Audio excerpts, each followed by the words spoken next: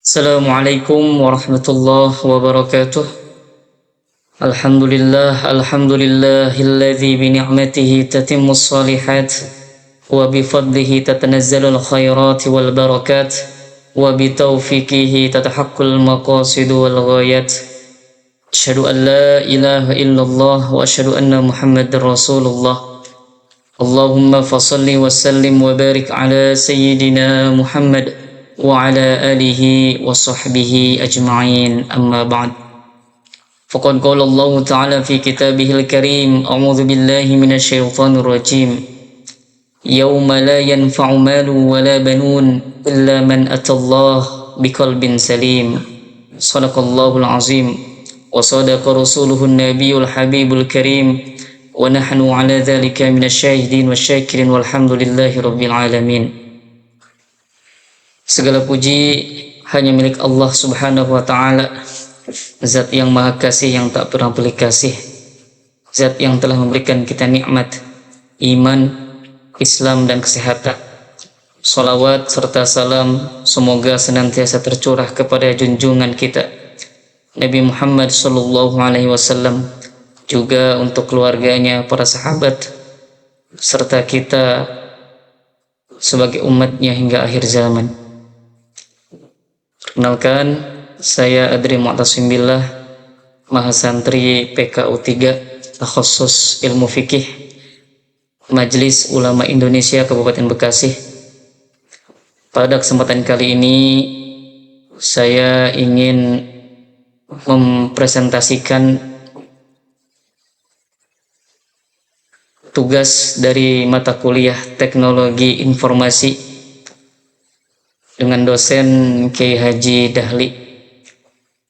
Tema yang akan saya bahas pada kesempatan ini adalah hati yang bersih merupakan cahaya kehidupan. Teman-teman yang dirahmati Allah, setiap amal ibadah yang kita lakukan berawal dari hati. Jika hati bersih, maka amal pun akan menjadi baik. Namun jika hati kotor, maka amal kita akan ternodai.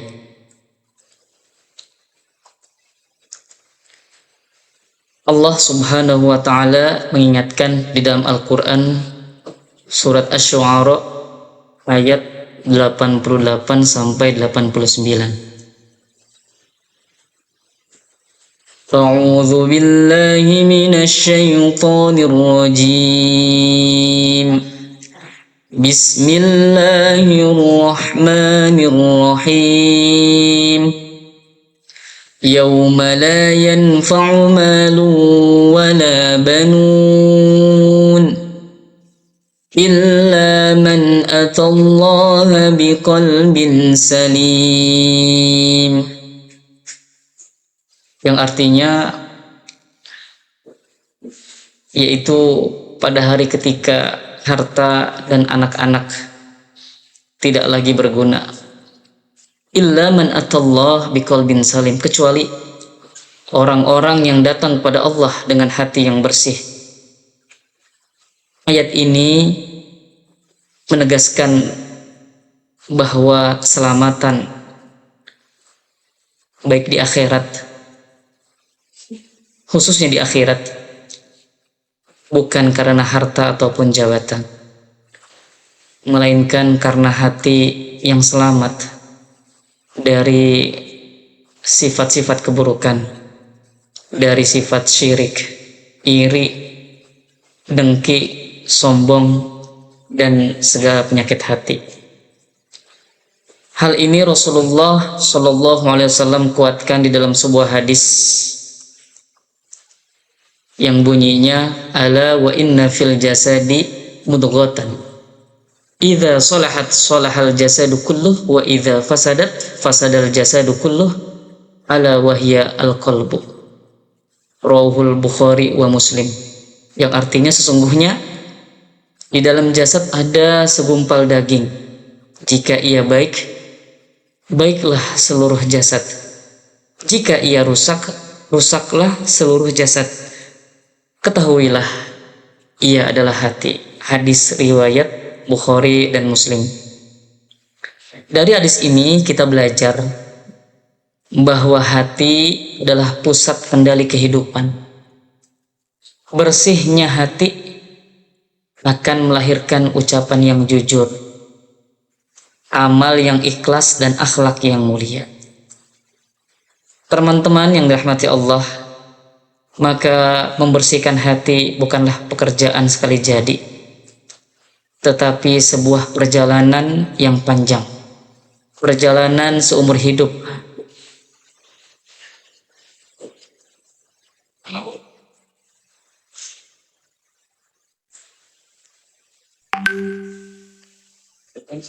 Maka untuk senantiasa menjaga hati, hati adalah pusat kendali kehidupan. Hati bersih maka akan melahirkan amal yang ikhlas. Ketika hati kita bersih, setiap perbuatan yang akan kita kerjakan pasti akan dilandasi dengan keikhlasan. Dan ketika hati bersih, bahwa akan menjadikan akhlak kita menjadi mulia. Maka cara menjaga hati diantaranya yang pertama, memperbanyak zikir kepada Allah, zikrullah. Kemudian yang kedua, melatih keikhlasan dalam berbagai amal. Jangan menunggu harus ini dan itu, tapi ketika kita mampu berbuat, lakukan tanpa mengharapkan apapun. Yang ketiga, menjauhi sikap iri dan dengki. Maka penyakit ini penyakit hati yang harus diwaspadai. Setiap individu itu ada potensi untuk memiliki hati iri dan dengki. Namun Allah selalu punya obat untuk menghilangkan itu semua, dilatih itu semua. Lalu yang keempat, dekatkan diri dengan Al-Quran. Perbanyak membaca Al-Quran. Insya Allah itu jadi wasilah agar hati kita bersih. Kemudian relevansi di era teknologi. Yang pertama, informasi digital bisa mengotori hati. Sangat tepat. Saat ini media sosial, baik dari Instagram, TikTok, YouTube, Facebook, dan lain-lain, tentu informasi tersebut tidak ada yang mengontrol. Banyak sekali informasi ataupun berita hoax, fitnah, ataupun kebencian yang mesti kita filter tentunya dengan diri kita sendiri, untuk bisa memilah dan memilih mana informasi digital yang bisa mengotori hati kita. Maka perbanyak untuk mendengar kajian-kajian dakwah, kajian-kajian ilmiah, dan lain sebagainya. Lalu yang kedua, gunakan teknologi untuk kebaikan dan dakwah. Ada orang yang menggunakan kecanggihan teknologi untuk kemaksiatan dan lain-lain, tidak malu untuk mempertontonkan keburukan, tidak malu untuk mempertontonkan kemaksiatan. Maka untuk menjadi lawan tanding tersebut, gunakan media yang kita punya sebagai kebaikan dan dakwah untuk mengajak kepada para teman-teman di media sosial. Lalu yang ketiga, jadikan media sosial sebagai sarana pahala, bukan dosa. Baik, penutup dari apa yang saya sampaikan, yang pertama, keselamatan di akhirat sekali lagi bukan dari harta ataupun jabatan, tetapi dari hati yang bersih, dari jiwa yang bersih, nafsul mutmainnah, jiwa-jiwa yang tenang. Yang kedua, mari kita jaga hati dengan senantiasa berzikir, beramal ikhlas, dan akhlak mulia. Terakhir, semoga Allah ridho atas apa yang kita kerjakan, apa yang kita lakukan. semua bermuara untuk mendapatkan ridha Allah Subhanahu wa taala. Terima kasih. Itu saja yang dapat kami sampaikan. Saya Adri Mu'tasim-billah, Mahasantri PKU 3 Takhsus Ilmu Fikih.